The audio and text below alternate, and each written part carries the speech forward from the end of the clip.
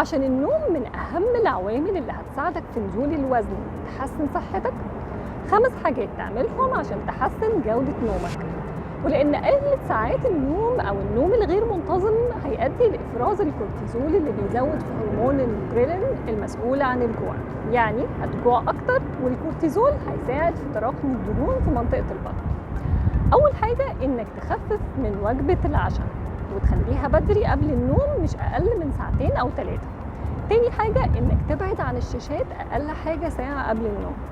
تالت حاجة إنك تبعد عن مشروبات الكافيين، تبعدها عن مواعيد النوم. رابع حاجة إنك تثبت مواعيد النوم، تحاول تنام بدري وتصحى في نفس المواعيد.